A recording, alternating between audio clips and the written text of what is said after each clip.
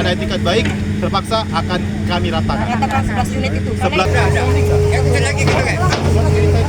Imbas konflik sengketa developer, akses jalan perumahan KMS Gandus Palembang dikeruk, warga laporkan pengrusakan jalan.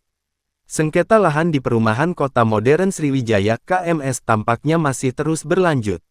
Setelah sebelumnya sepakat merobohkan pos security, kini pihak Jalaluddin selaku pelapor dalam kasus dugaan pemalsuan tanda tangan menutup akses jalan perumahan KMS, Senin, tanggal 6 Januari tahun 2025.